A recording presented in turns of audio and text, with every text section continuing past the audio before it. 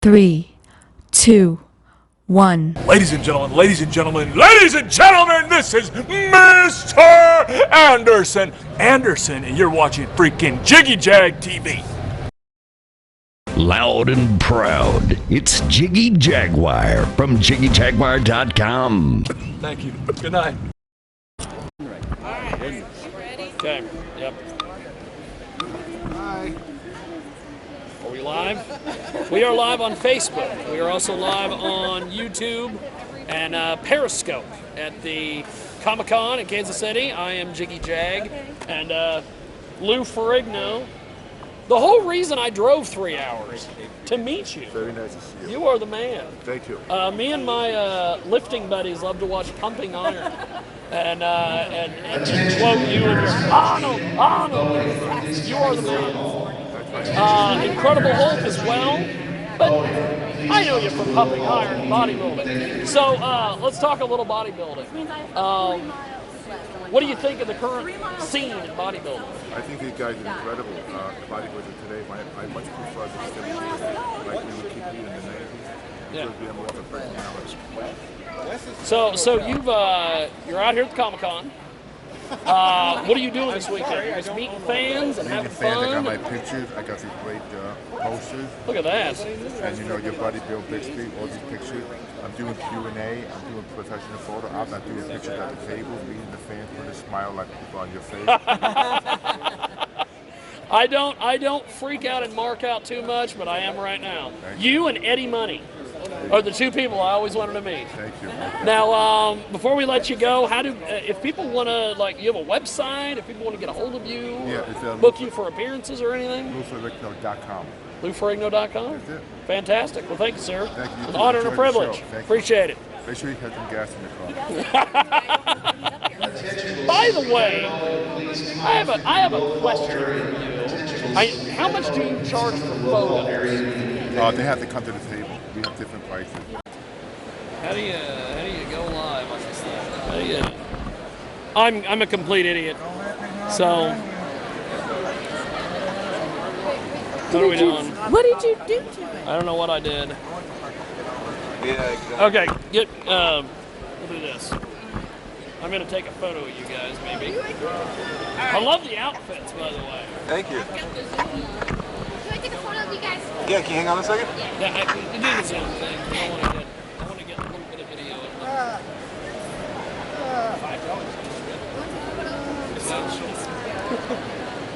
Fantastic. Thank you, guys. Appreciate it. Come on, guys. You guys are dope. Live back here at the Comic-Con in Kansas City. Jiggy Jag with you, and I'm going to get the hell out of the way and let the people with talent talk.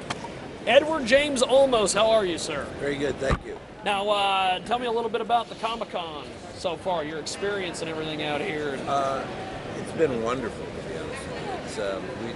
We're here Friday, we got here in the afternoon, and the people were just amazing. And then I went to Jack Shack's and had some barbecue, and the night was phenomenal. You can't come to Kansas City without having barbecue. Well, I don't think you should, to be honest with you. I don't think you should. And there's a lot of beautiful places here. Now, you're signing autographs, and you're meeting people. You're going to be here all weekend, I understand. Yes, I am. Yeah. That's cool.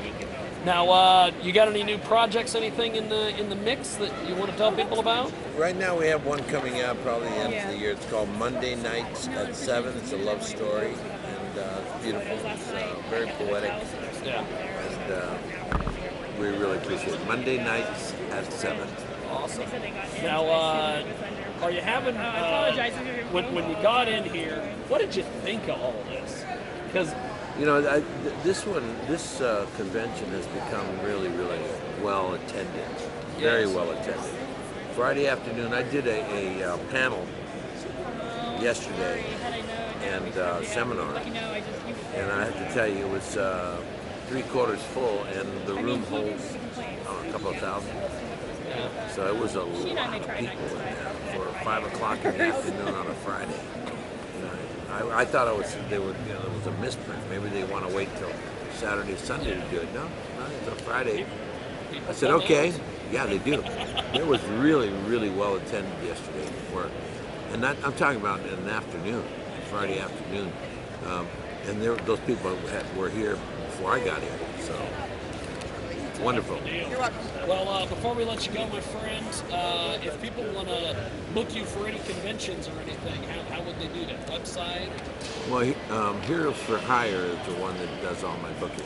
Okay. And that's who does it also. Awesome. Yeah. Well, thank you, sir. You're It's an welcome. honor to meet you. Thank you so much. Appreciate it. Have yourself a wonderful Comic-Con. Thank you. Thank you. Appreciate it. Hell, Bobby. This is fantastic. Amazing. Just amazing. Fantastic stuff. Thank you, sir. How do you do this? There you go. Thank you, sir. Appreciate it. Okay. Let me give you one.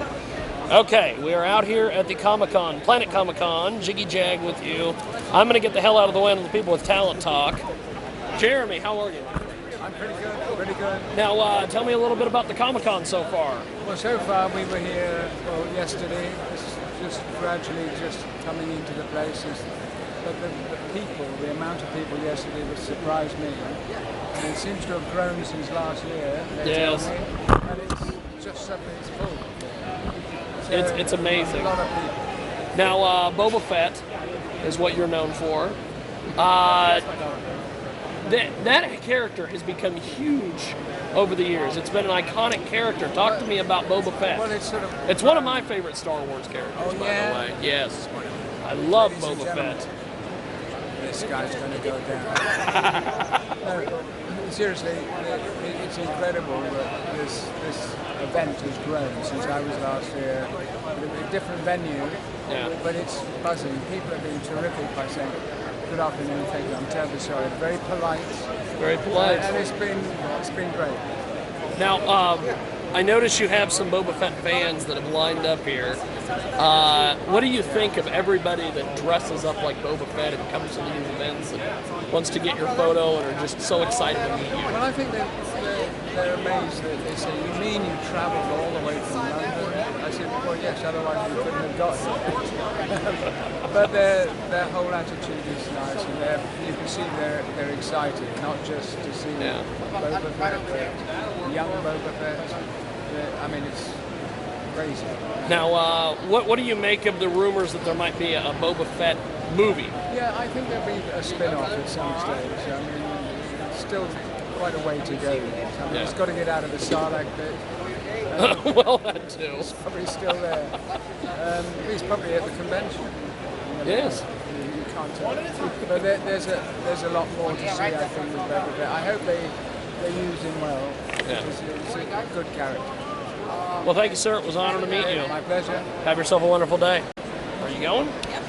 Okay, gentlemen. You are obviously Boba Fett. Yeah.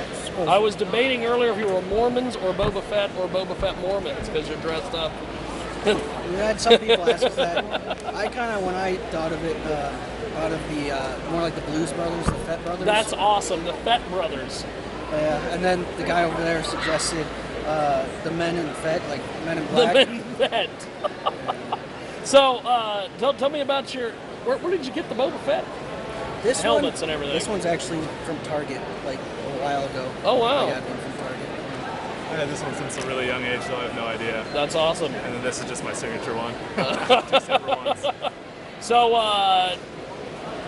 tell me a little bit about the Comic-Con. What you think of the Comic-Con? It's great. It's my first time here. It's my third year, so that's awesome. I love coming here. I think it's cool they've got the past and the future. Yeah. Spot. I thought that was cool right next door. Yeah. Makes it easy for us with these helmets too. Definitely. Yeah. Well, what did he think? Did you? He didn't actually really comment. So, yeah. We'll see what he says. They just the lady asked where to sign. I was like here, and then he signed. Really.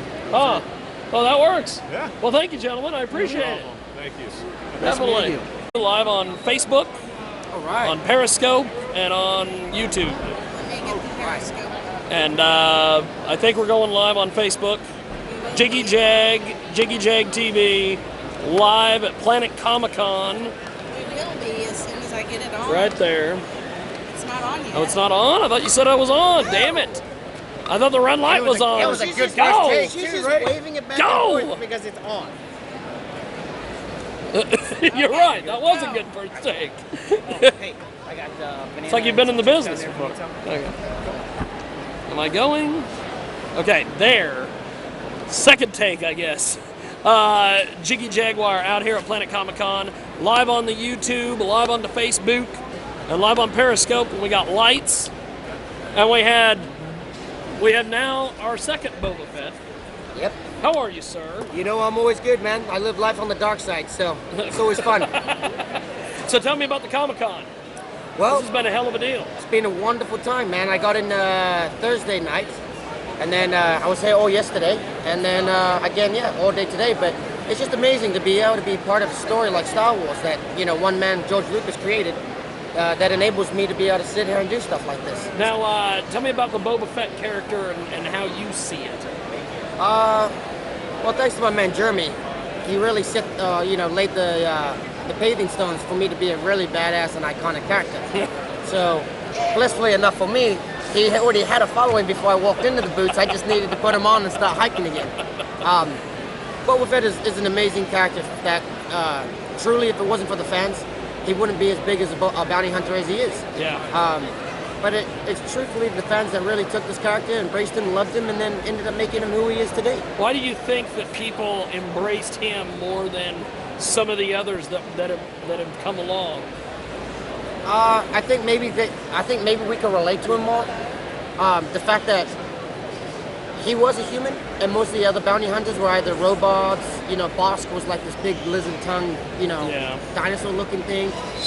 He was probably the most relatable. You know what I mean? You could say, hey, as a little boy, I want to be that guy.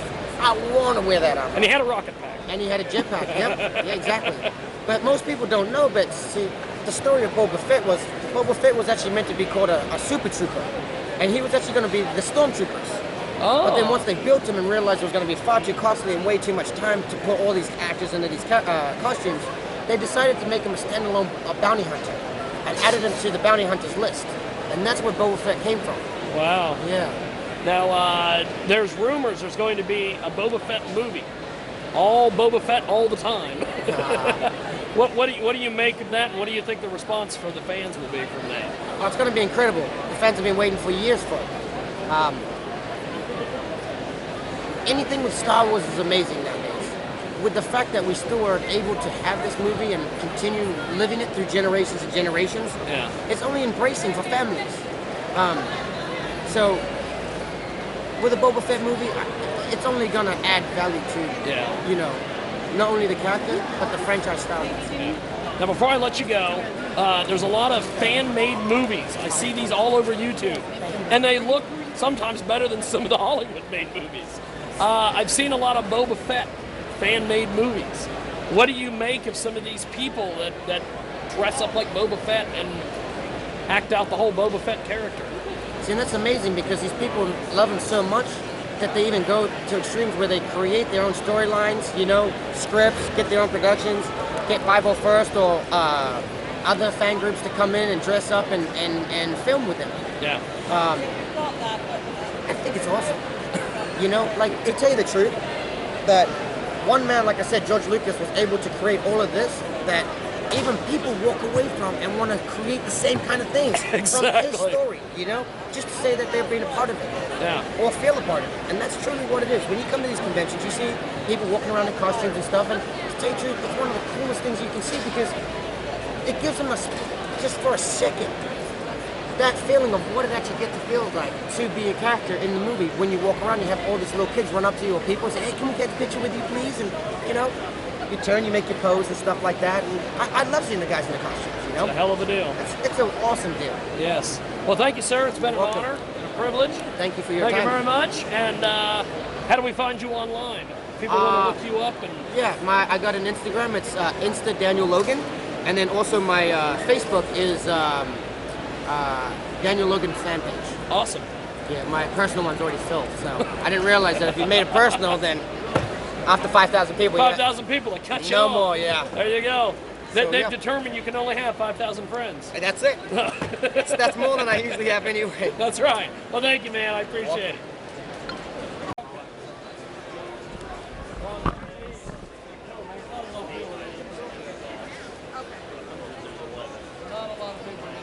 Fez. They don't know who Ron and Fez is.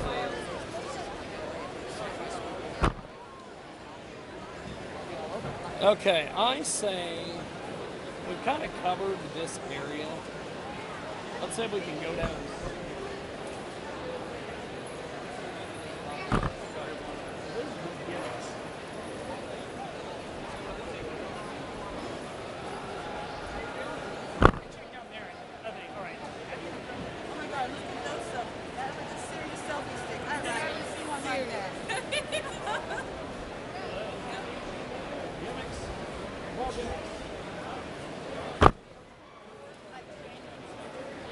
And then what else? I thought you said you wanted.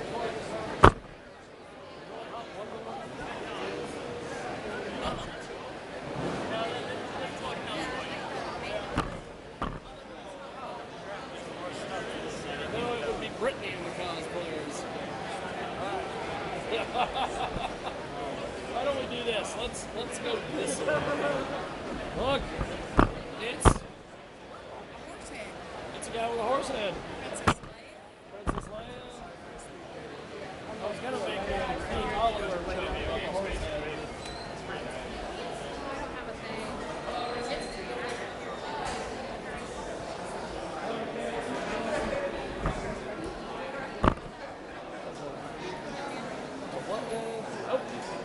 Hold on. Hold on. I spy with my little eye. We have apparently Cobra Commander, aka Rockman. And we have Carmen San Diego. Got a lot of good things on sale, straight. Ah, fantastic. I love the outfits. You guys are fantastic. Thank you. Appreciate it. What else we got here? Let's go over here. Let's see what we can find.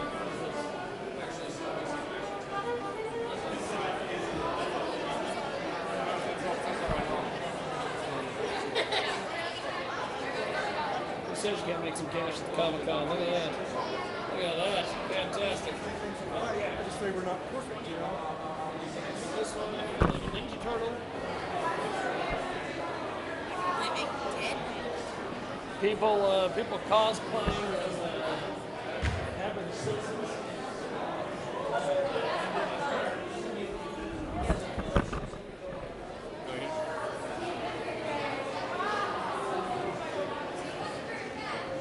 I believe these are Jedi. And somebody dressed up like a tortoise. That's awesome. I don't know if that's Jay Leno, I don't know who that is. There's Barack Obama and Carmen San Diego. I think I made that joke already. And, or Donald Trump, if you're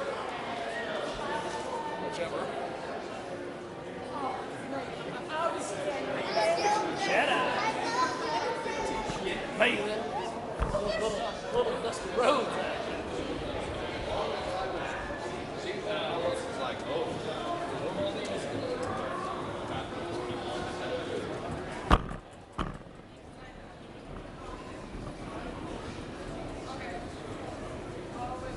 It's so good to love you. It's so good to love you. It's so good to love you. Look at that. Storm River. Storm River. Spider-Man.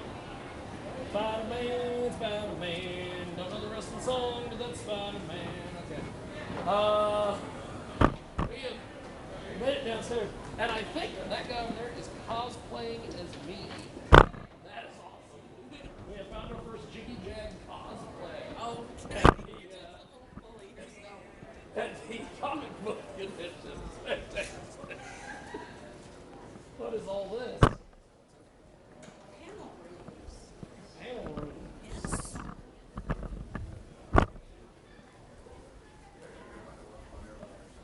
Let's see what we have here. I have a Star Wars costuming group. I don't even know what the hell that is.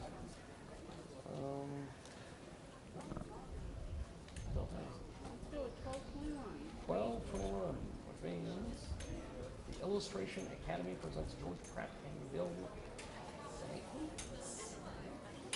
Okay. Shankowitz? Let's check this one. I'll find the discussions.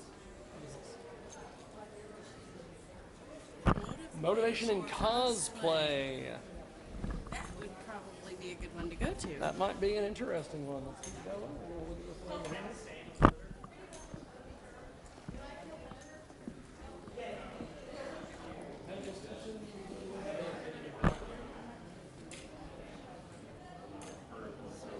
That'd be a nerd journal discovering careers in pop culture, which is what Christopher Wietrick needs to be looking at. Yeah. These are currently going on now. LGBTQ comics.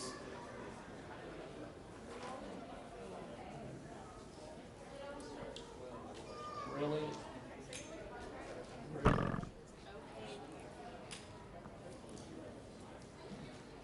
Be nice. Something pretty cool. You should run it. Is it open to go in right now? Yeah. Let's go. Go. Come on, dear. Let's go live. Or are we live? Okay, are you going?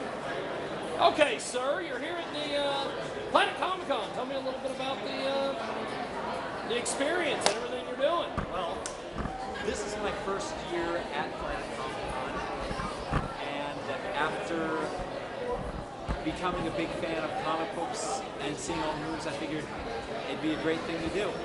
As soon as I found out Stan Lee was going to be here, I decided I'm going all in. I want to meet him. I'm going to dress up, and I'm having a blast here today. Did I see you ask a question at the panel?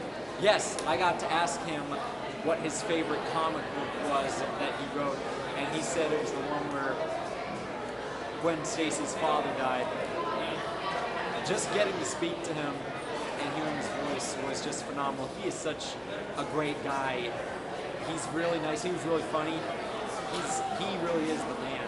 It is amazing. Now, you've been out here, I'm assuming, all days. I've been here all day yesterday. I'm here all day today. I'm going to be here all day tomorrow. So, what are you planning on looking forward to as far as tomorrow? Well, I had most of my fun today. Today, I got my photo picture. I got my picture taken with Stan Lee. You got your Stan Lee. That's pretty badass. Thank you. That's pretty badass. And then you pretty much had most of your fun. So what are you doing tomorrow? Tomorrow, just see more cosplayers, take more photos with them. Probably see Draco Malfoy. That's cool. Also today, I also met the man who voiced Gus from Breaking Bad. That's awesome. Gus from Breaking Bad. That's awesome. Yes. Well, thank you, man. I appreciate it. Thanks for talking to us. Absolutely. Appreciate it, brother.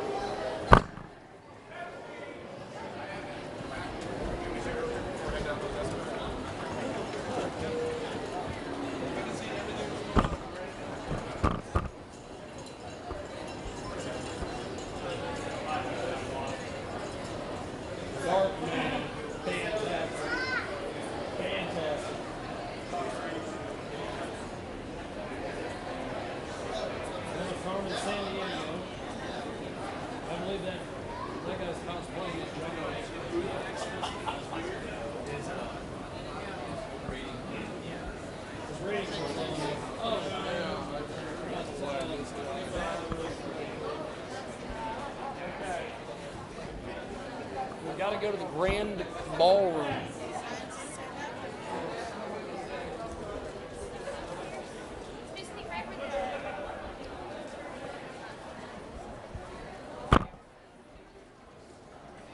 Are you sure?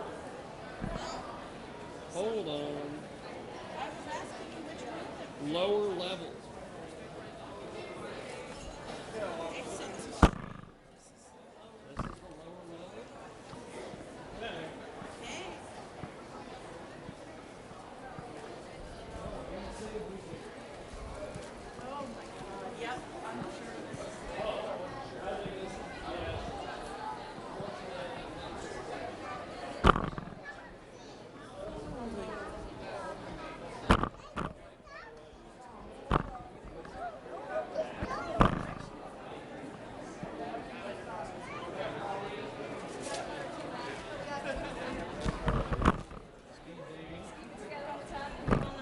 Oh, I didn't know it was a little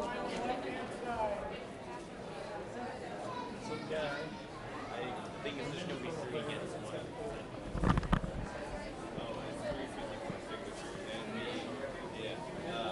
For here, I'd say it's probably anywhere between 50 and 100 bucks.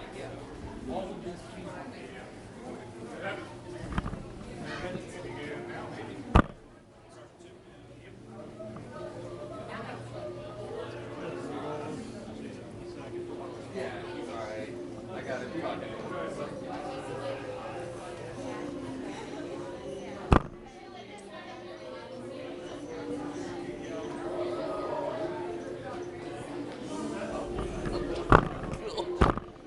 Oh, that's pretty damn cool. The whole.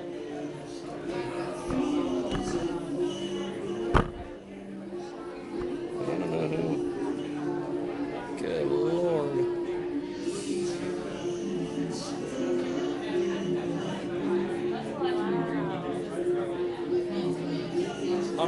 Stay there. Okay.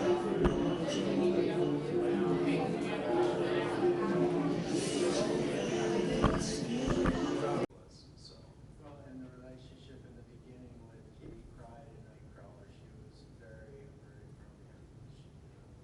She was afraid of him. And then when she plays pretty well into the whole LGBT community from the outside. I don't want to know anything about that.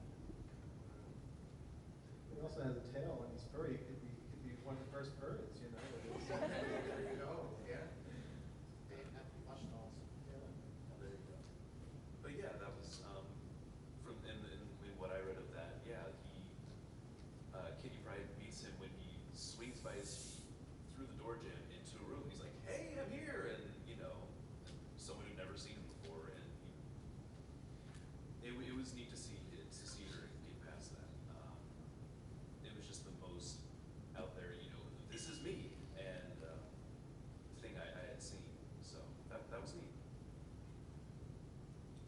Well, I know for myself, like Legion is another one of those books that, before X-Men it had the queer following, that time the following that they're not speaking his name. I remember seeing Chameleon Boy. There was a couple issues where Chameleon Boy in his role as chief of the Legion espionage squad had to go under deep cover as a woman. I would reread and reread and reread and reread those issues. I don't know if anybody else has. Well, with the Legion too, there was Color Kid, who was the substitute heroes, and he began as a he, and later on, Keith Giffen decides that he shows up as a she, and it was just I think it was just something that they do on their planet. I mean, but it was played off that way, and it kind of freaked out initially that, okay, he's a she now, and but I thought even at that time they handled it well. It wasn't poking fun. Yeah. I know everybody had snarky comments about Element Lab and that, and Cosmic Boys bondage outfit that he had in the 70s. I don't know if you guys are familiar with any of these characters. So, what do y'all see as sort of the undiscovered country, so to speak, for the comics? What kind of characters do we need to get out there to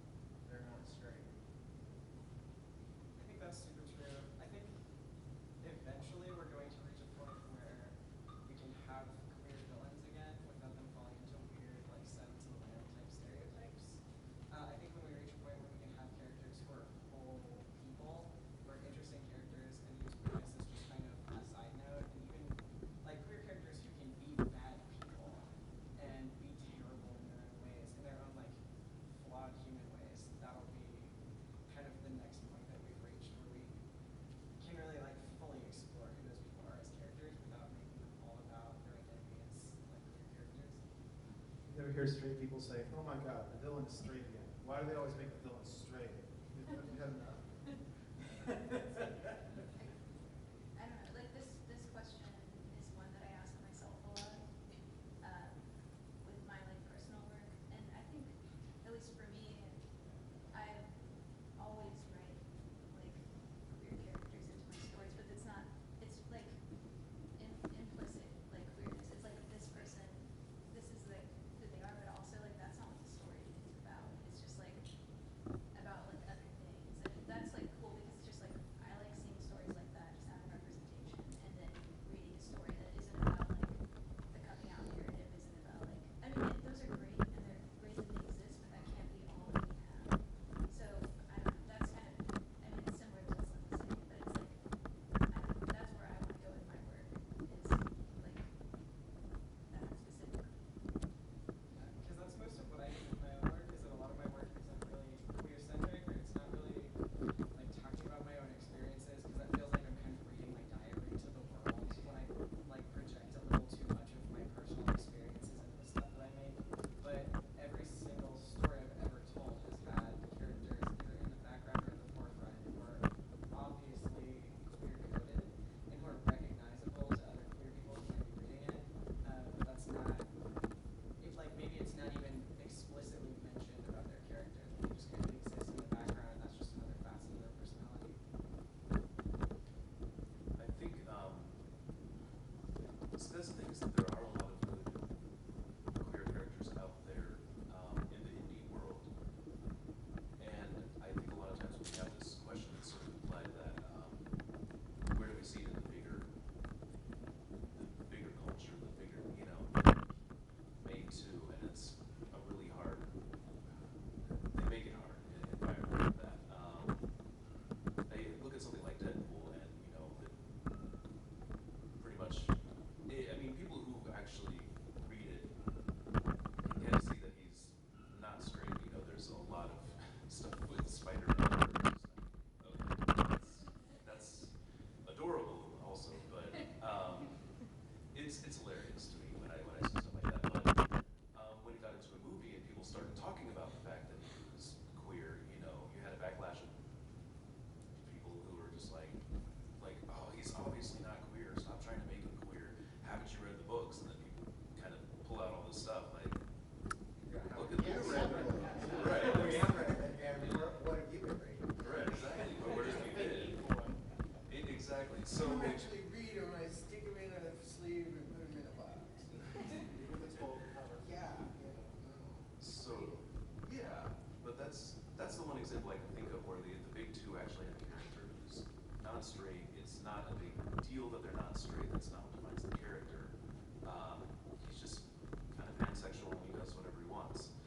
But at the same time, when it gets to a bigger platform, people want to fight about it. And I don't know, just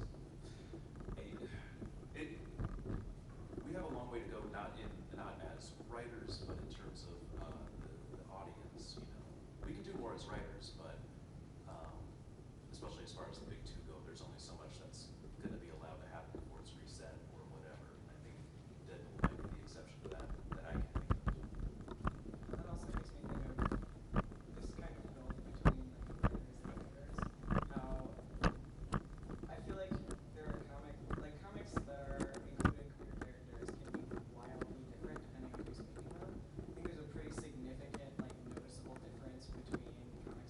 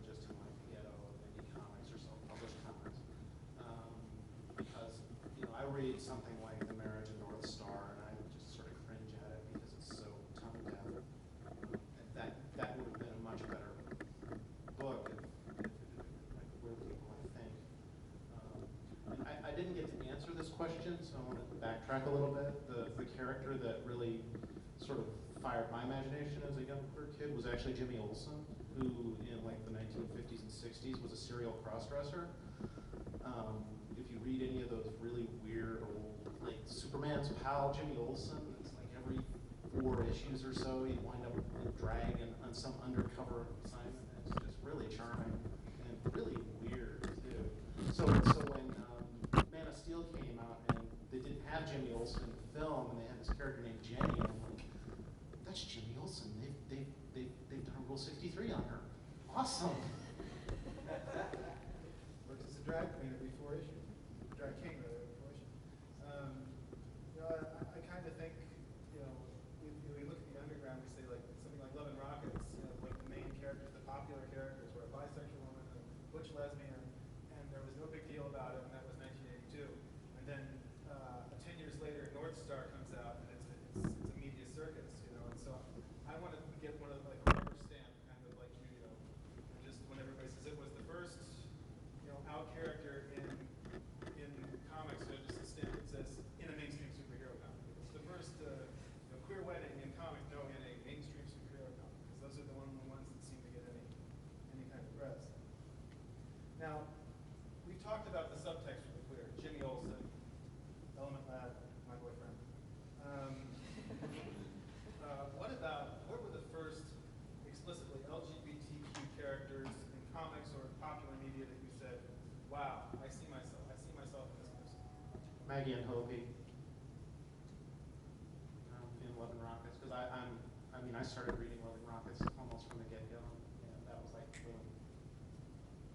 So, I don't know if anybody here has read Ariel Schrag's comics. You have? Okay, good. Which apparently she wrote whenever she was like 14 years old and they got picked up by slave labor back in the day. And they're like these really like honest, amazing, like totally autobiographical comics.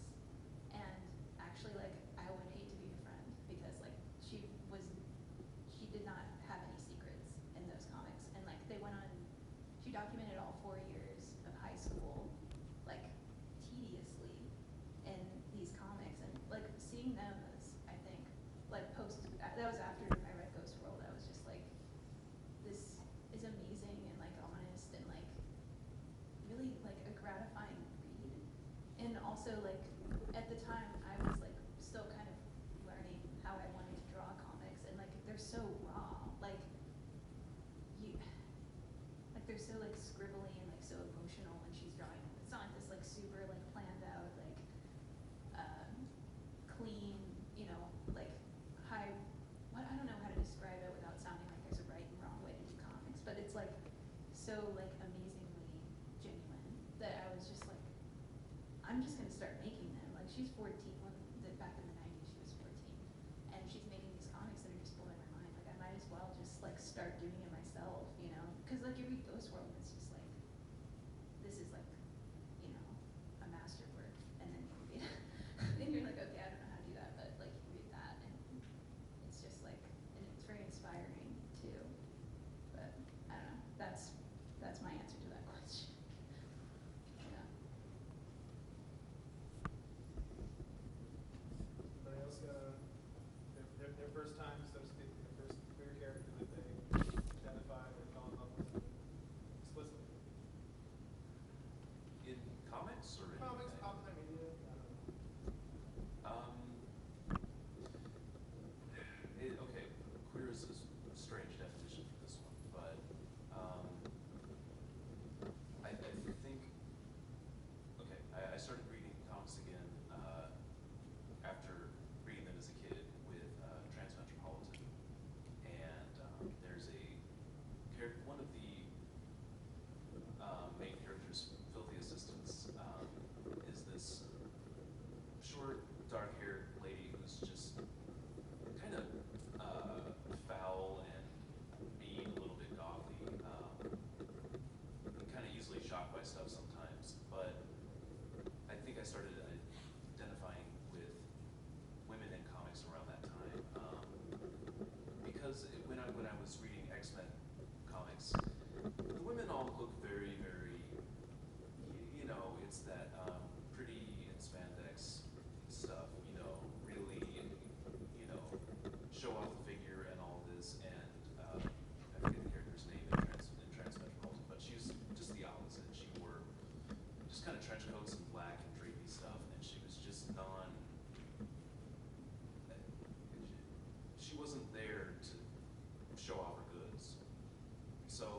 really like that.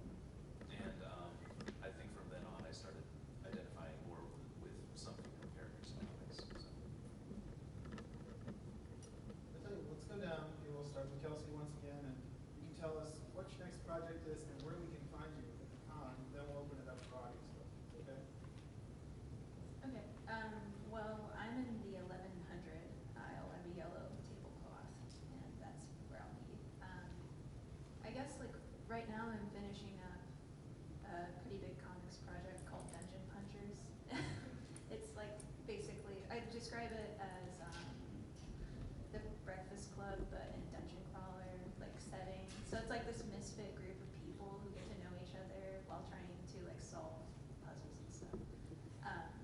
Which will be available through an app called Stila on the iPhone. If you guys haven't checked that out, it's pretty cool. It's basically like, the model is like Netflix, like you pay like $4 a month and you can read unlimited comics. So like it's really nice, and all of the like work is commissioned, like original work from creators, and it's a really sweet project. So that's going to be coming out in August, and then after that I'm planning on an expansion on a comic called Cannonball, which was up on Vice.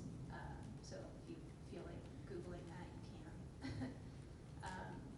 And I've got, that's my next big project, I guess. My next big project is I mean, I mostly work on short stories, so I don't really have any continuing characters. But my next big project is sort of a graphic novella called Ginny's Big Date, which is written in thumbnail, and I haven't drawn one single thing about it. And it's a compendium of all of the bad dates that I've been on or all my friends have been on, and sort of distilled into this one horrible comedy. And there's sort of a companion piece to it that I was actually commissioned to write and draw for a trans erotica anthology that sort of fell through for me. That is also it's 3 horrible dates, and I'm not entirely sure how I wound up drawing like romantic comedies, because that's not really where I wanted to go, but whatever. Aside from the Alphabet Project, I'm in that too. Yes. I have a side project coming out in another anthology called Planetscape, and I have some excerpts from that. I'll be at the table 1538. And I'm currently working on a sequel to one of my other little magazines called Tales of Amnesia, and this is about Princess Amnesia from the planet Europa, and she's running away from home. So she'll be heading towards Earth. And the next chapter, we'll find out more about her family, and in that, I'm going to kind of retell the story of Echo and Narcissus, and that's what I'm up to. Right now, I'm working on issue 2 of Prairie City Response. We're still getting things inked and ready, but by Kansas City Comic-Con you'll be able to get it there. Right now, I also am working on Mayfly, which is that serial horror comic, illustrated series, but it's not comic. I also have a queer disabled character in an anthology called Slow Boat to Fast City. The story is called The Patsy Raiders. It's really fun. The whole anthology is a retro future short story thing. So think the 1950s rockets and stuff, but also a sort of ramshackle mob-run Mars. Sort of like the Las Vegas Strip, and then the rest of it is Badlands. So it was a lot of fun working on that project. I will have a recurring strip in the Shuffle anthology called Gender Scrape. It's about my experiences with non-binary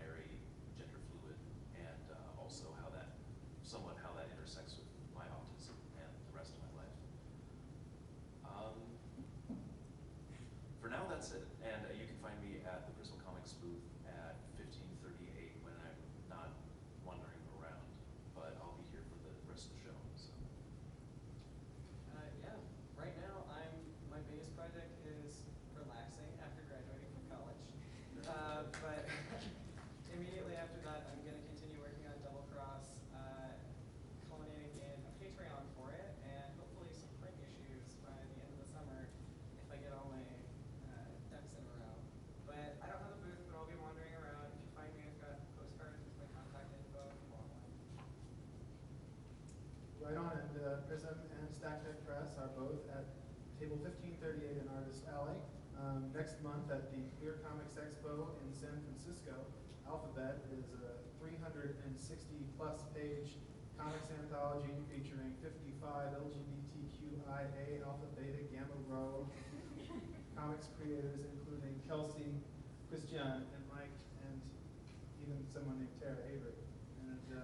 And so we're really proud of it. We were hoping to have it ready for this show, but there were some snafus at the printer, but it will be ready by next month.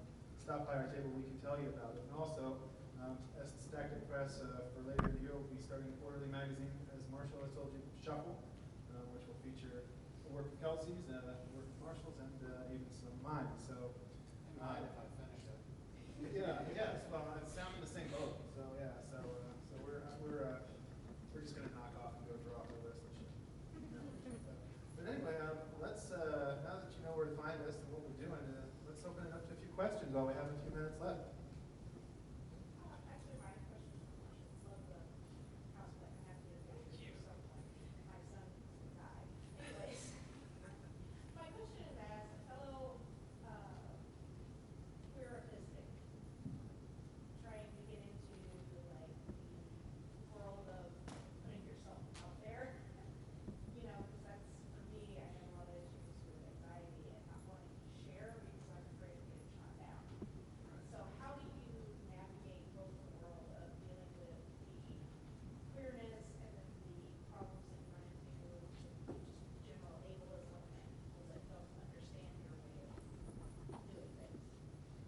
Well, to take it back to Undertale, I would say what Undyne said to Alphys is that you need a little help becoming your true self and putting it out there. But in a less geeky fashion, the one thing that has helped me, if you are going into a creative field, if you are going into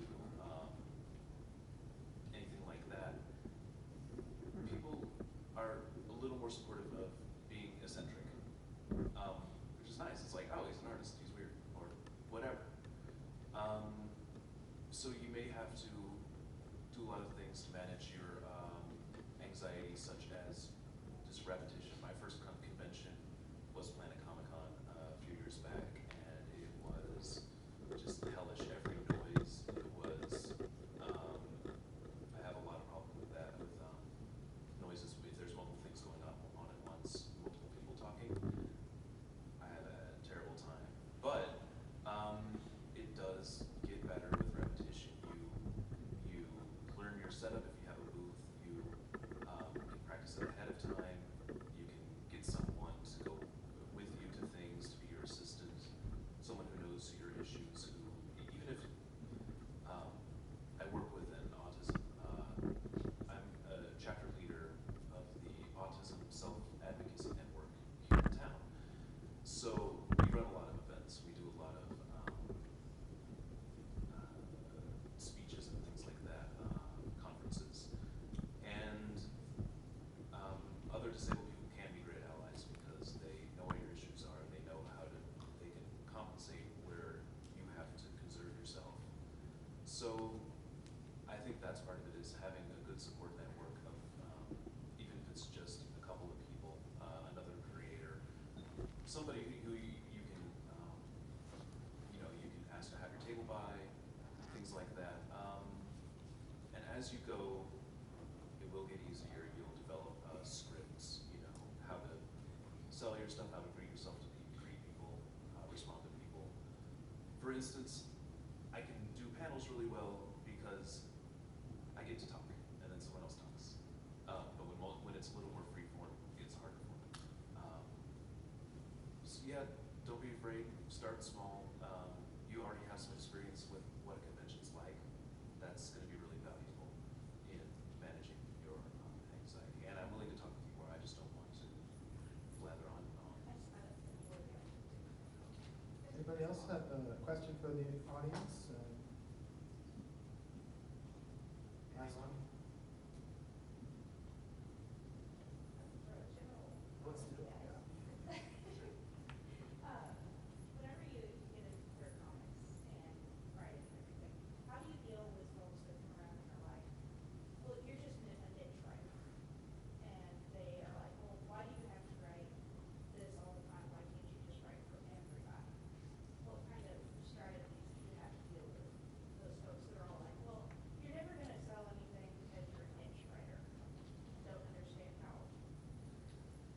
what I would do is I would reflect that question back and ask, how is writing strictly for a straight white male audience, not a niche? That's my first thought is like, why is nobody writing for me? If I don't do it, then nobody else will. And growing up from my experience, I was one of the few people that read comic books. So comic books in itself is a niche. So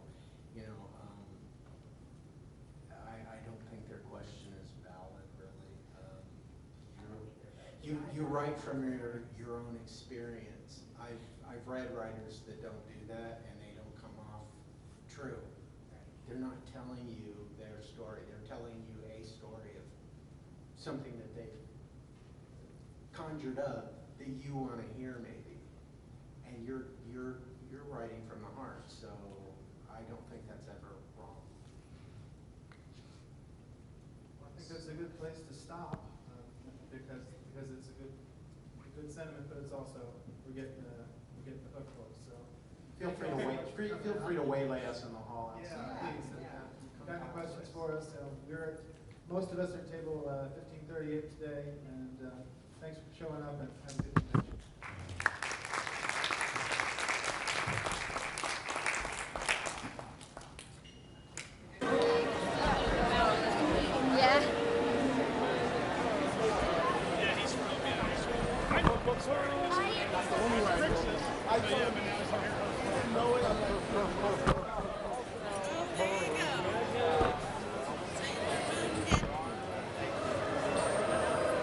Sailor Moon Deadpool. Yep. Really? Yep. Is that what's hot in the streets? Where's the pistol?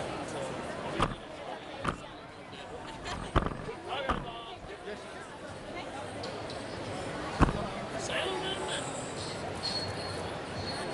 Fantastic. Thank you. Oh, are you videotaping me or? Oh,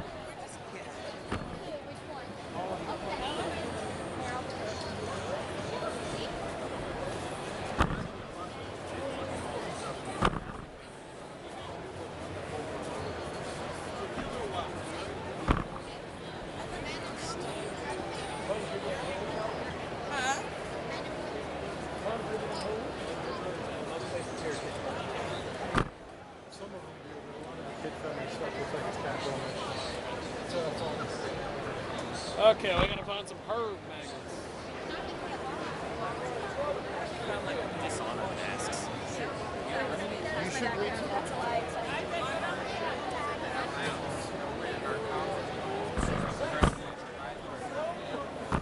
I haven't. I've seen the plastic pipe. That's it. that's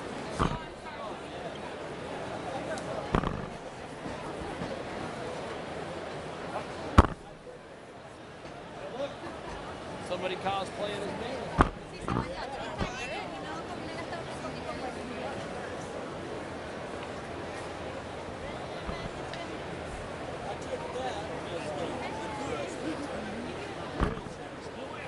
Yes.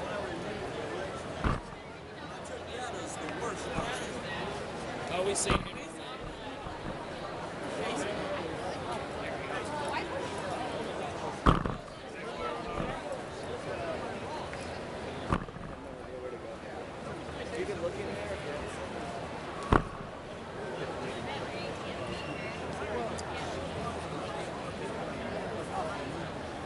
I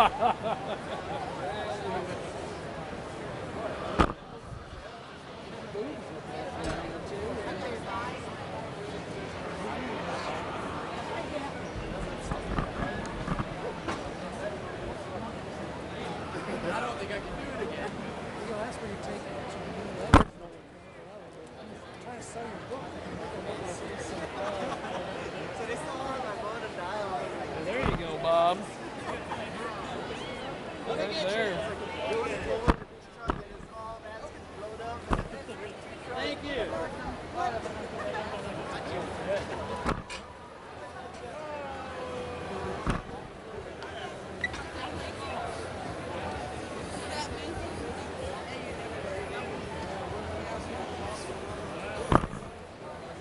Cena.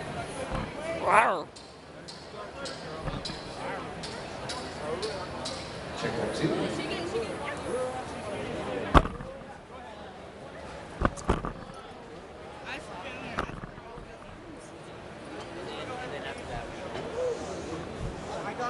I spelled that as my Check 1, 2. across the road here.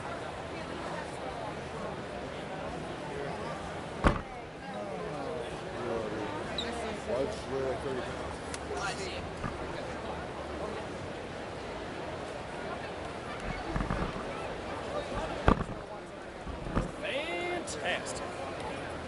Out of shape Roman Reigns. That's a very interesting device. It is. What is it? It's a monopod.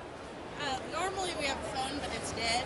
We have a video that we upload to YouTube, and then we normally go live on Periscope with the tablet died. So. Okay, I'm sorry, I'm just looking at this. I'm looking at this, I'm trying to figure out, this looks like, Really it's not neat. crossplay, so Yeah, what is it? My mom has a monopod for her camera. Yeah, for It's really photography? cool. Yeah, I tried using it with my phone and We've it almost just been broke my using it phone. for videos. I know, right? It's so cool. It's awesome. Oh, I found mine. Uh-oh. All right, thank you so much. I think I just found another Malcolm Reynolds. Thor. Did you get Thor? Yeah.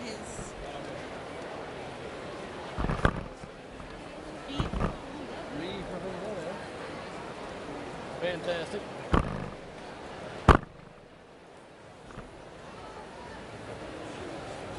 Did you see the chick dressed up as Flo from State Farm? No, I have not. Or Geico or whatever. Progressive. One of those three companies that I don't pay money to.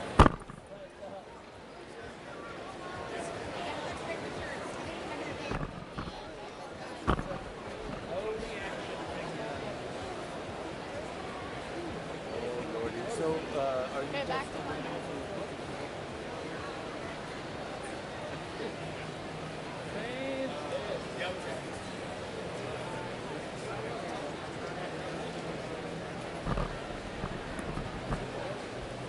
Did you see the perv in the comic book dress? My lord. I did observe this. I don't see the problem with it. Amazing.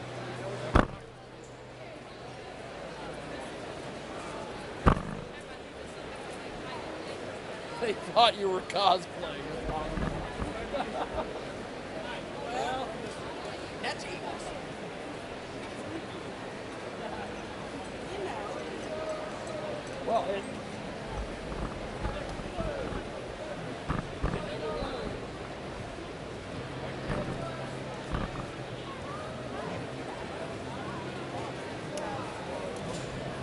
good. What we need.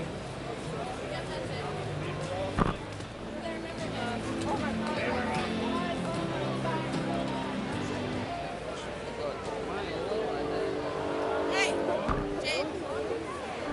What'd you find? Right next to the mystery box. Can I take your picture? Sure. Comic book Found perv them. magnets. Alrighty, thank you. Thank you. Lost the parental units. Yes, we have. We picked out.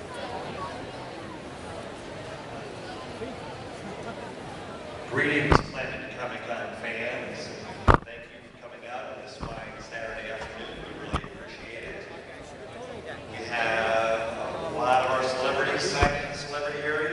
We have a room full of vendors. We have many creators. There you go, Bob. There's a photo up. Please visit every area hall. Stop up in our cosplay area and see all the amazing costumes.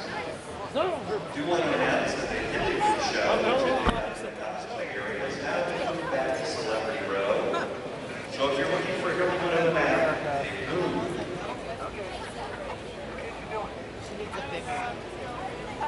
This is not the perv magnet you've been looking for. Alright. I die with style. Perv magnet you've been looking for.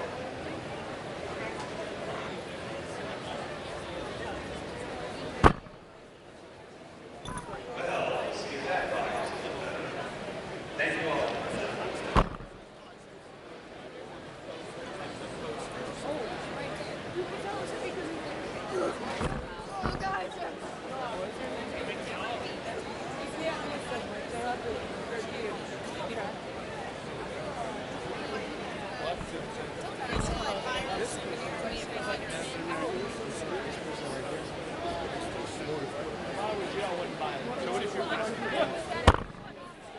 Okay, they were on this side because that's the 2400 long.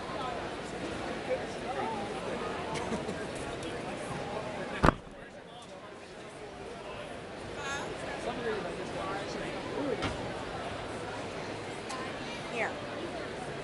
I know.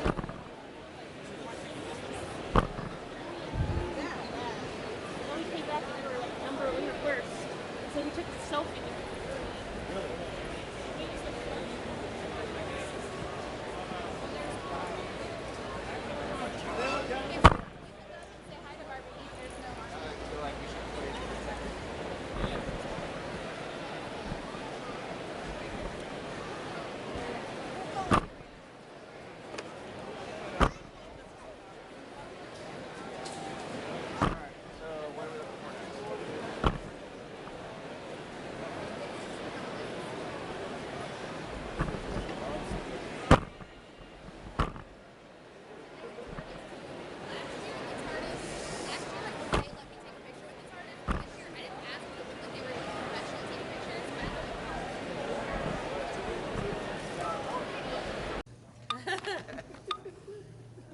Okay, Jiggy Jag live back here at Planet Comic Con in the great city of Kansas City, and I'm going to get the heck out of the way and let the people with talent talk.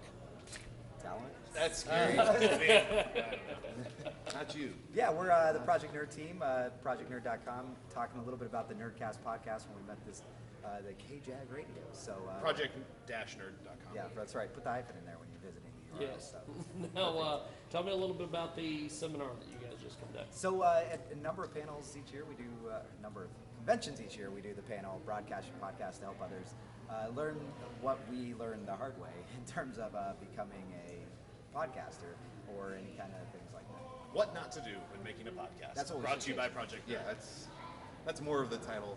Definitely. Do's and don'ts, but mostly How don'ts. to write.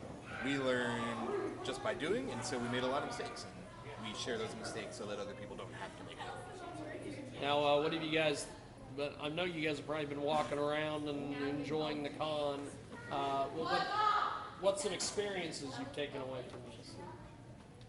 Well, I would say for me the biggest thing is we launched our own publishing division, so we create comics now for Project Nerd.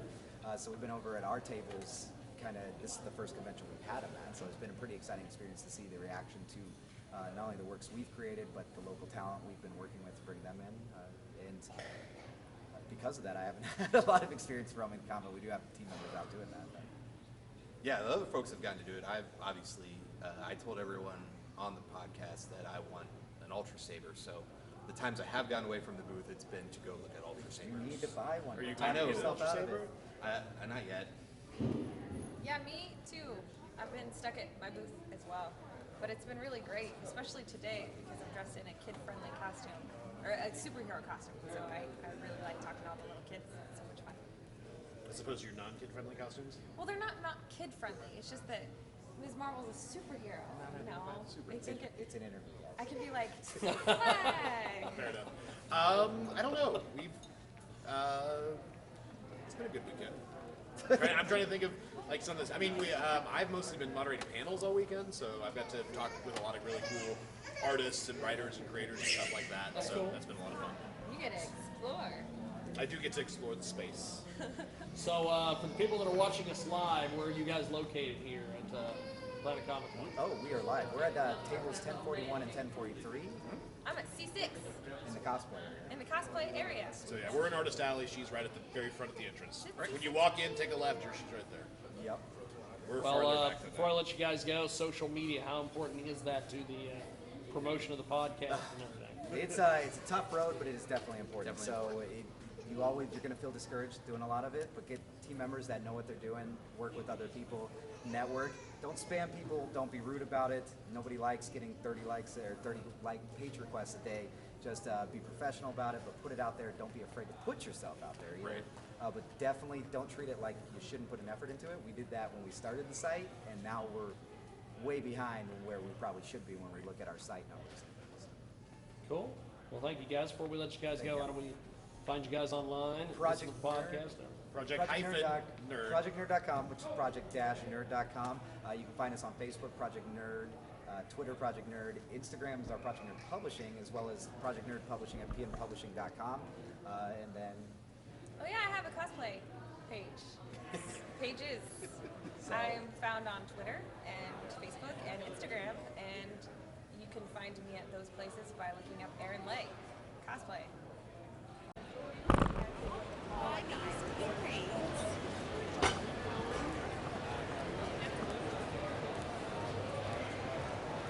Cosplaying is big.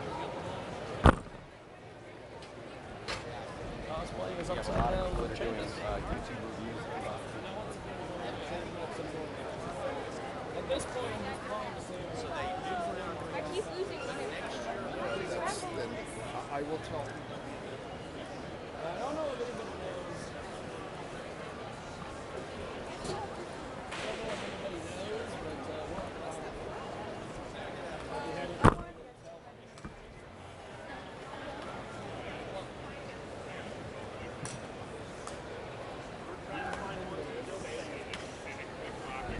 That's not enough. You need more devices.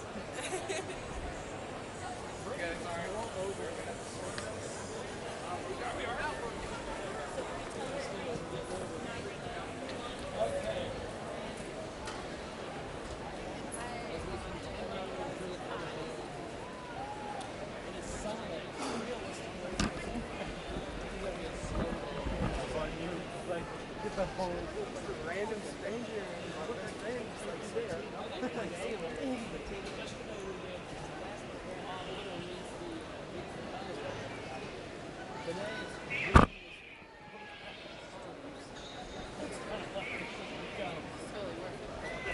And she's right this time.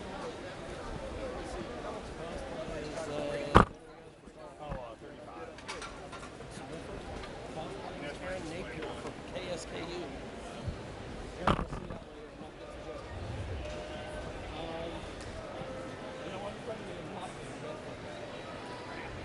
Let's see. What else do we have? On the escalator. No idea. It's right by the police.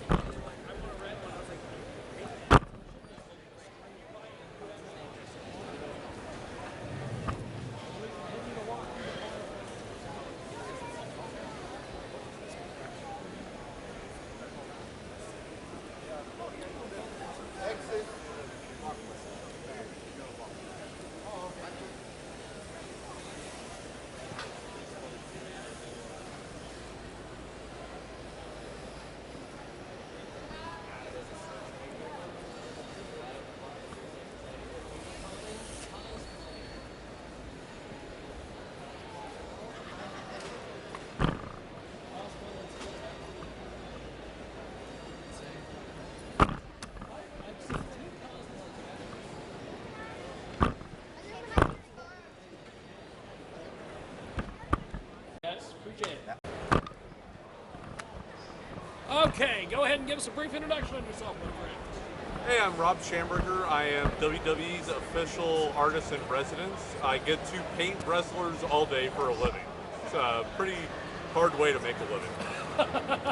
Now tell me about some of the different pieces and things you have out here.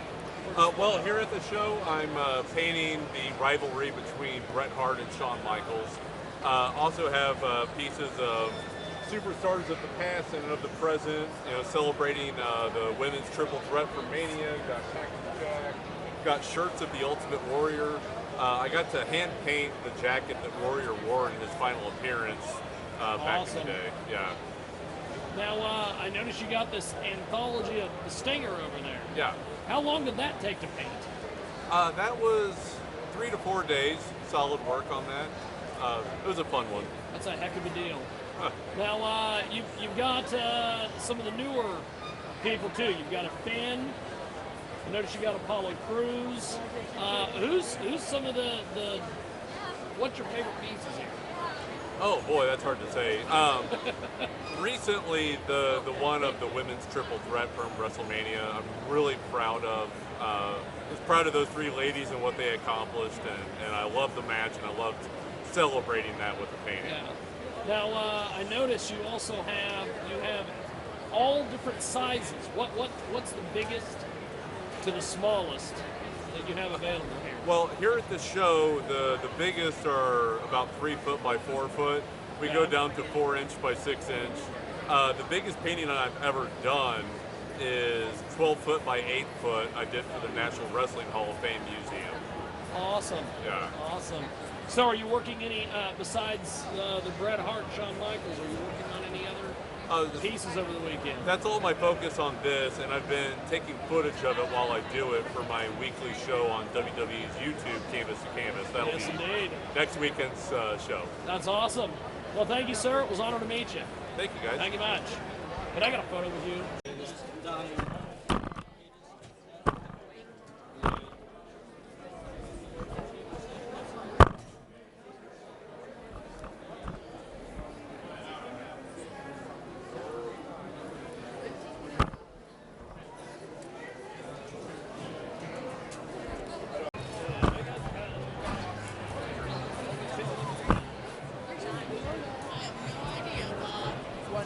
Yes. I'm so sorry. I'm sorry. How are you doing?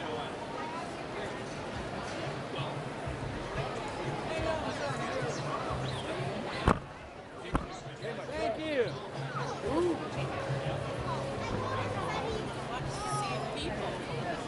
Oh, yeah. James wants to go a bunch of places. Yeah, the people are a hell of a lot more fun than the speakers and all those people are.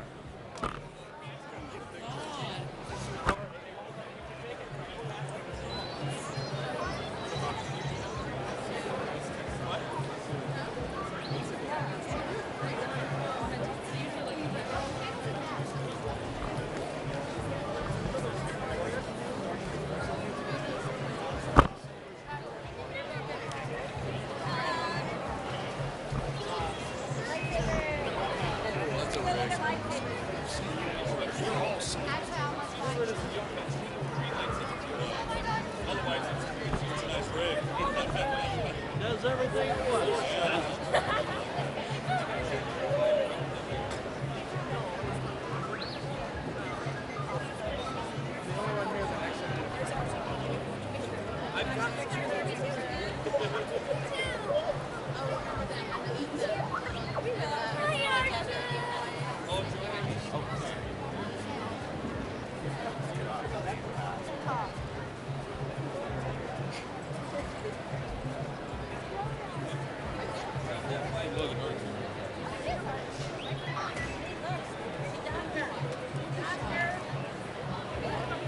Over here.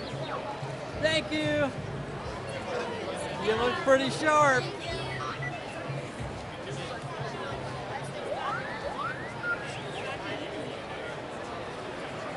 Nicholas Broom's here. Okay. What are we doing? Where are we going? We're shooting the Who are we crowd. talking to? Just got away. Oh, I just got in the way of the crowd shot? Okay. Look at that. She knows how to pose for the camera. Okay, here we go.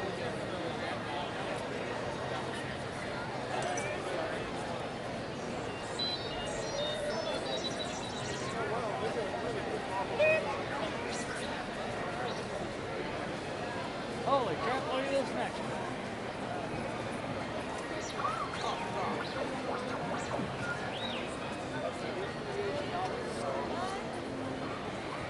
Holy crap, look at this one. I'll have to catch her again.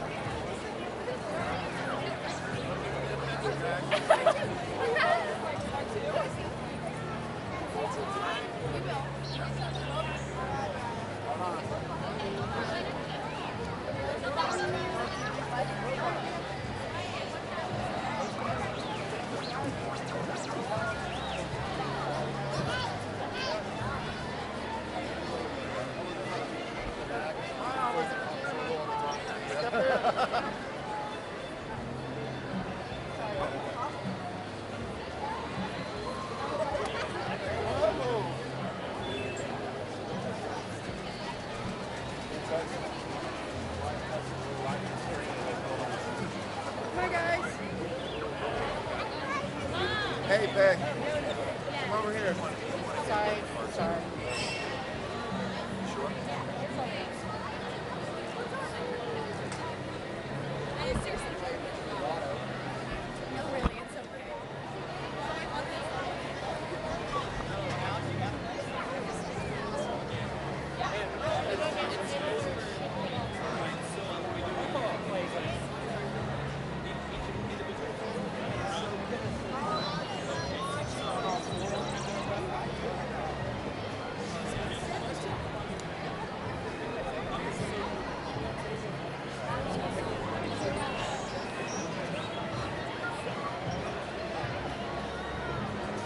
Somewhere I think.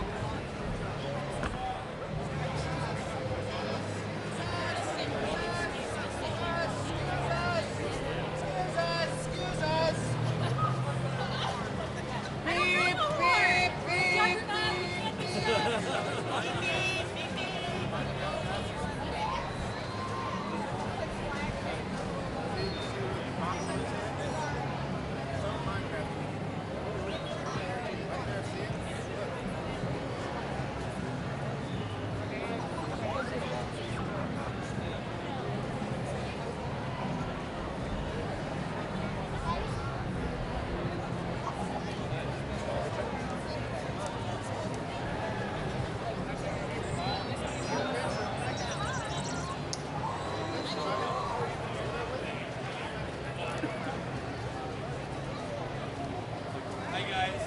Who's next here? You want to do each individual? There's more too. Okay. So,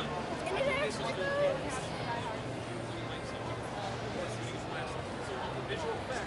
If you want to just do a full screen, one, two, this. Each one.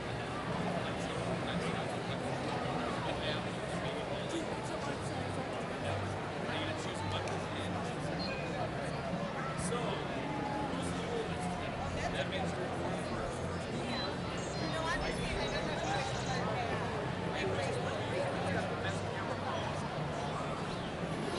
That's what we gotta do. You always share them. There you go. Hand it to me, please.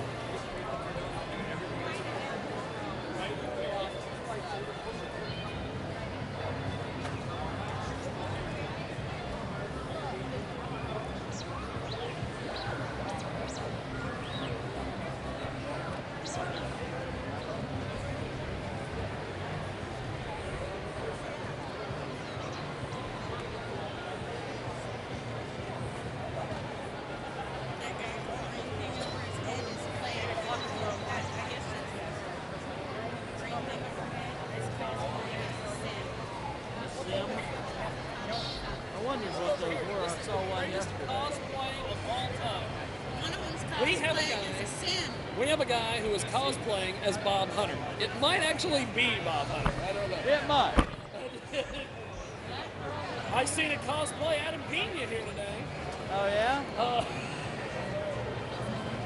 You know why you will never see a cosplay of Mike Clairs? Because Mike Clairs doesn't allow it. That's why you will never see a cosplay Mike Clairs. He's like a mafia boss. He just doesn't allow it. They tried to make a cosplay Mike Clairs costume. Mike wouldn't allow it.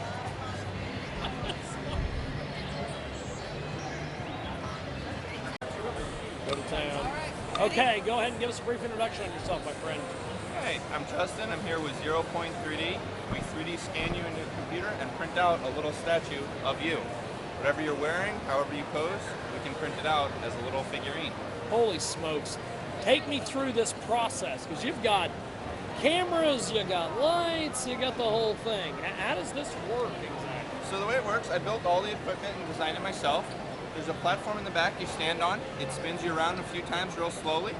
We've got some digital cameras that are modified, as well as a 3D sensor that moves up on a rail. Captures all the 3D data into the computer. We can show you a preview right away.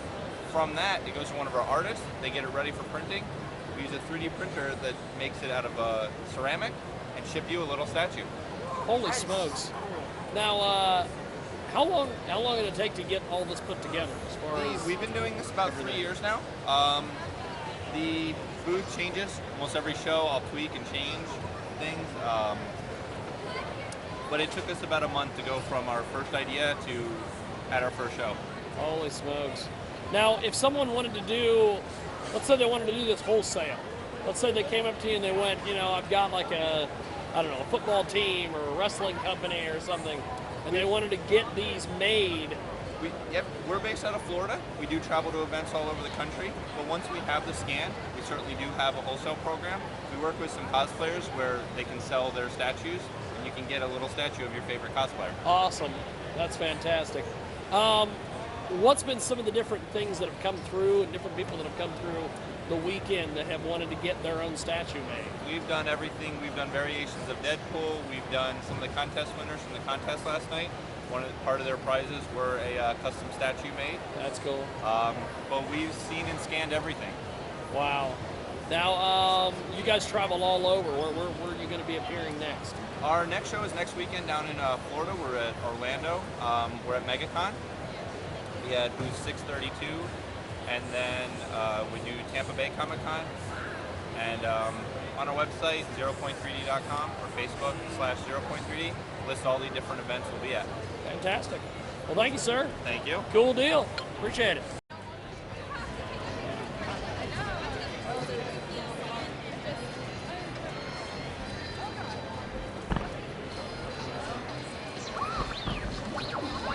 Mark, how are you, my friend? I'm good. How are you? And pretty good, actually. Tell us a little bit about your experience this weekend here at the Comic-Con. Oh, it was a great time. A lot of people. Stan Lee was here. That's a big deal. He doesn't do, in fact, I think he's only doing like one more. One more. Yeah. And that's going to be it. So, you know, great people. I'm from St. Louis, so, you know, it's been a beautiful weekend. Fantastic. Well, tell me a little bit about your work with Gremlins. I love Gremlins. Gremlins? It is. I took her daughter to see the very first Gremlins on Christmas this year. One of our local theaters showed it. Oh, how cool. She was blown away by the whole thing. That's great. All right. Well, Gremlins came about because of Salacious Crumb from Return of the Jedi. Yep. I had done his laugh. So I had done that, and Tony McVeigh and Chris Wayless made Salacious. Yeah. And then they, for Lucasfilm, and they were in the monster shop of the creature shop in Marin County, and they went to work with Spielberg, the same creature makers, on Gremlins, and made the Gremlins, and it was brought up in a production meeting that they would look a lot like Salacious, and they decided, well, they liked the laugh and the voice for Salacious, so could they get the same guy to do the voice for the Gremlins? That's awesome. So I got a call out of the blue, and it was I was 23 when I did Gremlins, so it was the next year. And I get a call that I'm being requested to do a Spielberg movie, and it was a shock. Really, I thought it was a joke. Yeah. I told the guy, I'm like, why are you playing with me like this? You know? They're like, no, really, you're being requested. So it was great. It was a fun movie to work on. Joe Dante directed, and it was just a lot of fun. I mean, we did it to picture, so you watch a little segment at a time, and you know, it was an incredible experience.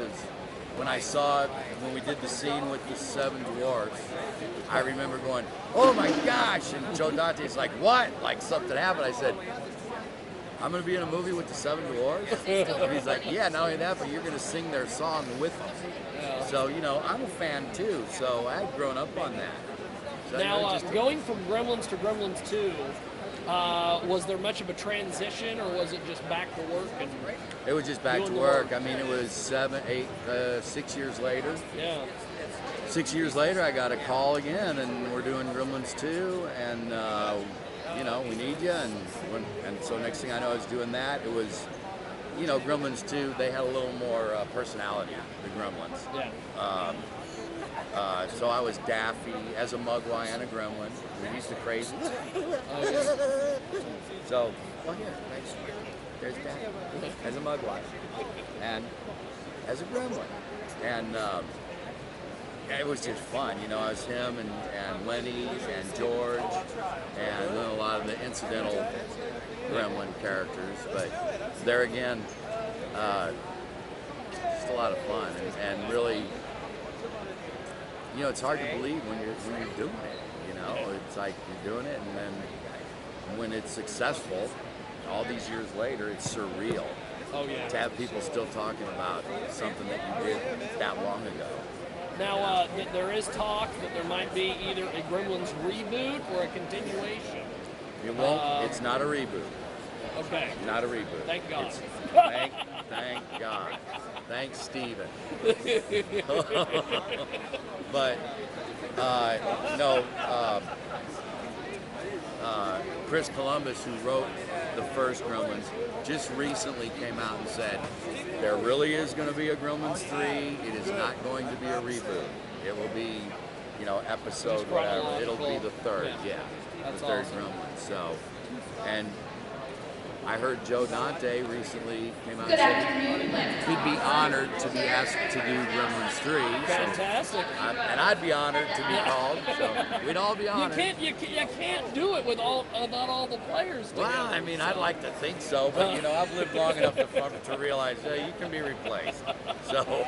Well, before I let you go, what do you do besides the conventions to kind of keep busy and work on it? I keep doing voiceover. I do a lot of narrating. I narrate for Outdoor Channel, History Channel, American Sportsman. You know, episodic. Yeah. Hunting. I guess I have a voice for hunting shows, and they keep hiring you. They keep using me and casting me. I just did a new series called Turkey Man, Flex Tone's Turkey Man, for American Sportsman. I narrate those episodes. Just did Legend of the Superstition Mountains last year, but it's still running on History Channel all the time. I've been the voice of Panasonic's Tough Pad and Remington Rifles and Ammunition and Wild Turkey Whiskey and a lot of products for a lot of years. So you probably mute me a lot. When the commercials come on, you're like, I don't want to say this. That's me. You're the people when they're watching on TiVo, they skip through. That they skip through, right. But fortunately, the people that own the TV networks, they say that content is the stuff in between the commercials. I had an old radio boss that said that. Yeah, that's way just back in the day. He's like, that's just stuff in between the commercials, baby. That's right. So I'm safe. You know? Well, thank you. It's been an honor and a privilege to meet you and interview you. I appreciate it. All right, thank cool. you, Mark. Look at that. It's called another edition of Watchers Watchers. Watchers. Okay. Here's the 6 orange down here. Hey, young man.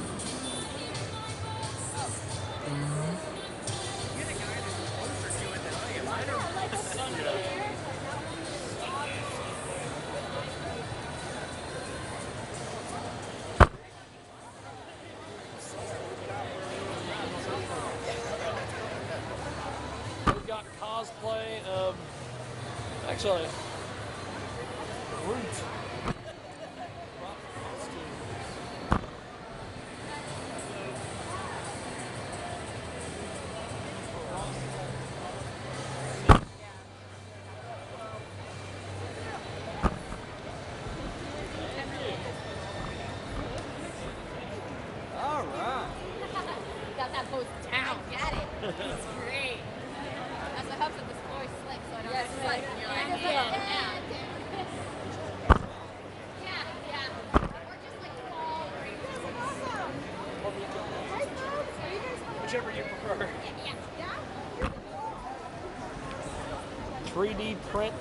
yourself.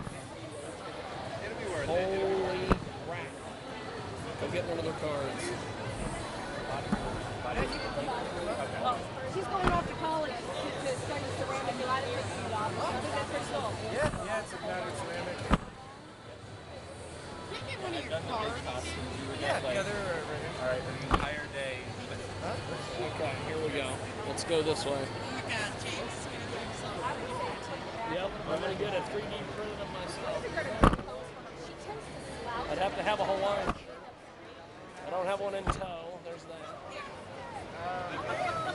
I've got to get a 3D print of myself. Holy smokes, would that be awesome? Biggest mark. I am the biggest mark. I'm the biggest mark for myself. Caddy go. Right. So, can you say that again, I'll dear? play Tom Norris. No, the only reason I did that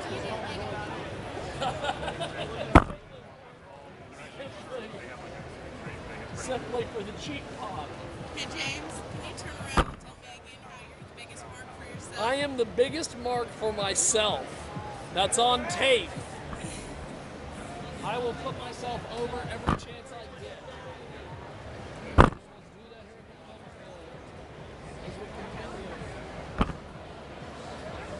are you doing today? That is an amazing setup you have. Well, this is a tablet which we can either go live on Periscope or Facebook. He's got the phone that we use to go live on Facebook, and then we have this that we upload to YouTube. That's so cool. So we have lights, so that everybody looks nice. That's brilliant. Everything's handmade that you see here. The fine jewelry section's all sterling silver or niobium. I can answer any questions if you've got any.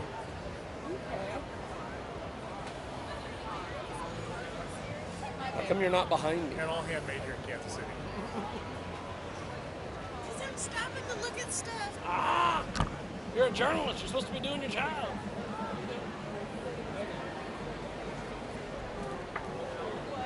Okay. We'll just go. Okay. I'm trying to get the angle. Who am I looking at? You? You are. You can look at me or You you can can hear look at me? the camera, whichever. Yeah, we got 3 stereo microphones on top. So what that mean? We can pick you up. Okay. Gotcha. So tell me a little bit about what you're doing here at the old Comic-Con, Planet Well, Comic-Con. this is my second time here in Kansas City for Planet Com. I was here 2 years ago, and I debuted issue number 1 of the DMC universe. Yes. When I was a little kid, before hip hop and rock and roll came and changed my life, my whole existence was comic books. As a matter of fact, comic books is number 1, the reason why I was a great student. Number 2, comic books is the reason why I'm the most powerful entity in the hip hop universe. You know, everything that Marvel Comics and DC Comics, the visuals, the storytelling, the characters, the education that was given to me through comic books made me excel not only as a great student, you know, I was always on the honor roll, pouring 5 stars on the forehead, and I went to Catholic school my whole life. And I didn't just become a rapper, I became the greatest rapper of all time. You became the rapper. The king of rock, there is none higher. Sucker MC should call me sire. To burn my kingdom, you can't use fire, and I won't stop rocking till I retire. So before music, before the whole hip hop thing, my whole existence was comic books, and it was Marvel. DC was cool. Batman, Superman, Justice League, The Flash, Green Lantern. But Marvel Comics really had the superheroes in New York City. So Stan Lee... It laid the groundwork. Yeah, so Stan Lee is responsible for creating this juggernaut of hip-hop and rock and roll power. And all of that courageousness, inspiration, motivation, and creativity came from the comic book. So about a year ago, one of my editors, Ed, I got 2 editors, 2 partners, Edgardo Miranda Rodriguez, I hate his long name, and Riggs Morales. They convinced me, they said, DMC, you should do a comic book but don't do the comic book as DMC the celebrity. I was like, what do you mean? They said do the comic book as the little kid Daryl whose first love was comics. So 2 years ago, we decided to do this comic book publication company, and it's a celebration and a tribute of what a great comic book is about, and we make sure we do it with integrity so that all of the geeks and nerds will forever respect us. Because I'm a geek and I'm a nerd, and I know we can be very critical if you don't get it right. So this is me here at the Planet Con 2016. I'm loving it here, and I'm just happy to be back in the world and the universe and in the state that made me DMC the all-time great in the first place. So I have issue 2 here. Issue 3 will be out in October, which means I have to come back at the next year's con to show your issue 3. Now, tell me a little bit about where you get some of your ideas for the comic and everything. The comic book in this universe, my superpower is hip-hop and rock and roll. I use that to save the world, defeat the bad guys, and make people's lives better. But in the comic book, I never meet and run. I don't become a rapper. It's all me. It's everything that is Daryl McDaniels. I'm a school kid. I grow up. I notice something's different about me. I graduate from St. John's University. You know, I didn't graduate from St. John's University in this universe because I was in my second semester at St. John's when I put my first record out. I thought it was only going to be a hit for a couple of months. I took a leave of absence. Was I wrong? I took a leave of absence, and I've been absent ever since. But in the comic book, I graduate from St. John's University, and I become a teacher. And in the city that I'm teaching in, I'm the superhero running around defeating the bad guys and the evildoers. So it's everything that is Daryl McDaniels, but in the alternate universe, it's no rapping superhero that's corny. It's just Daryl McDaniels. Instead of growing up to be the superpowered king of rock, I grew up to be the superpowered DMC that is the superhero running around, making the city a better place. And in the universe, when you come into the universe, we didn't do an origin issue. That's going to come later. When you come into the DMC universe, it's DMC who's the first DMC universe superhero we introduced you to do. But in the comic book, there's already superheroes there. But those superheroes that's already here is like this. Yo, if you want me to save your city, you gotta pay me. Now imagine if you have superpowers, you could become very wealthy. And then the other superhero, one superhero is I only defend the Italian people. And the other I only defend the black people. So the superheroes are fighting. They're all over the place like the politicians here in this universe. So DMC is the only superhero that don't want no money, don't want no special treatment. He knows he has a gift that was given to him for a specific purpose, and that is to make it safe for everybody in the world. And that's what he does. And it's in the 80s like universe. But here's the question. It looks like the 80s. It feels like the 80s. It sounds like the 80s, but it could be the future. So that's up to the reader. Yeah. We just want to be known for making really good comic books. So DMC is going to have his arch enemies. He's going to have the super villains and the headaches that come and go and stuff like that. But we based our presentation on all the good comic books Marvel and DC poisoned me and infected with me as a kid that turned me into this super powerful DMC being. Now, a couple more questions before I let you go. Thank you for doing this, by the way. No problem. Okay, you mentioned you're going to do an Origins issue later. Yes. How do you integrate that in after you've done 3 or 4 issues? Right, no, well, we might not do it to issue 20. We might not do it to issue 50. Here's the reason why. DMC, you coming into this, it's almost like when I did the comic book, I didn't want to do it at first. Yeah. Because I didn't want to be another rapper that just because I had a hit record, I'm trying to do something. You rappers need to stay in their lane because they will ruin things. Thank you. Right. So I was. I work with so many rappers that don't need that advice. I'm humble. I don't want no special treatment. So when I said that, Riggs was like, that's very honorable. But when you come into the DMC universe, it's almost like when you heard my first record. You heard my first record, I'm DMC. In the place to be, I go to St. John's University. Since kindergarten, I acquired the knowledge. After 12th grade, I went, so you like, who's this DMC guy rapping about school? How come he ain't doing gangster rap? So it made you wonder. So you will go to listen to the next record. And the next record, I would tell you I'll do a Christmas record. It's Christmas time in Holly Sweet. So with the DMC character, we want to just bring you into the everyday movement of this universe. To introduce the origin issue, to be a little clever, and I want y'all to learn my character just by having an everyday interaction with them, like if you would meet a new person. Now, once you get further into all the Avengers and all the people around them, all the other significant characters, something dramatic will happen that will make DMC show y'all it might be over. And I'll take you back to the whole beginning. So, because what had happened to me was, at the age of 35, check this out, if this ain't dramatic enough, after rehab and therapy, at the age of 35, after doing all this DMC stuff, first to go gold, first to go platinum, first on the cover of Rolling Stone, first with the sneaker deals, first with the movie, everything Run DMC and Jam Master Jay did. At the age of 35, I found out I was adopted and didn't know. Then I found out the whole neighborhood knew, every teacher knew, Everybody it was was a in on secret. it, Yeah, so after rehab and therapy, everything started to make sense. So I want to bring people just into, like, if a superhero was to exist today, if something happened here and a superhero showed up, we would just start knowing this guy from this day on. You know, it's almost like if Spider-Man flew in here, oh man, I saw Spider-Man yesterday. Now I'm reading the paper to follow him, this and that. But we won't know who he really is until we get put in a position. He might have to do. You might marry Spider-Man, and here says, honey, I have to tell you a secret. So I want it in real time, but I'm basing my existence on.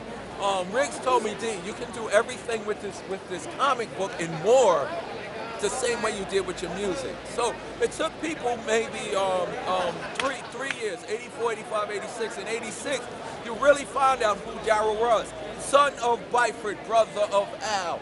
Banner's my mother and runs my pal. It's McDaniels, not McDonald's. These rhymes are Daryl's, those burgers are Ronald's. I ran down my family tree, my mother. So I'm building the comic book the same way I introduced who I am with my record. Just to keep that similarity, because we didn't want to do, everybody's asking me, do you have a hip-hop comic book? No, a hip-hop comic book is the corniest thing that you could ever do. Hip-hop is my culture, so since I am hip-hop, that'll be in a book, but it's a comic book. You know what I'm saying? Like the Jewish and the Italian and the Rastafarian artist or writer, if they doing a comic book, we know it's a Rastafarian comic book. Well, you know, the Jewish guy that does DC, it's a comic book. But who you are will come as you go along. So we decided not to do an origin issue from the beginning, because I want people thinking, even in my Run DMC career, everybody always knew Run was the leader. He runs his mouth, he's this flamboyant, you know how Run is, and he's even Reverend Run now. He lives in a mansion, he got some Rolls Royce, Run's house, Run's travels, so you always know He Run. lives his gimmick.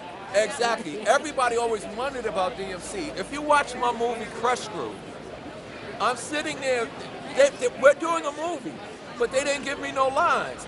I had nothing better to do than sit there and really write rhymes that later came on my record. So I want people to experience the universe I'm presenting from the time and space that I'm presenting it. And then I will reveal the backstory, his mother, and the super beings that want to kill me because they know he's for good and we got to put out his lights, and you know all that.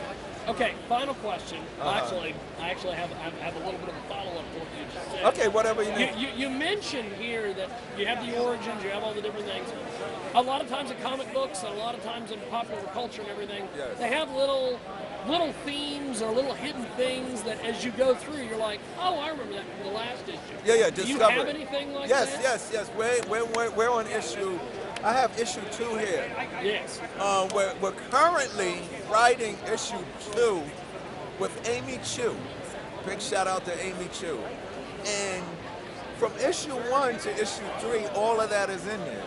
But issue 3 is going to be a mind blower. Issue 3 is basically my Return of the Jedi. Remember it was Star Wars, Empire Strikes Back, Return of the Jedi.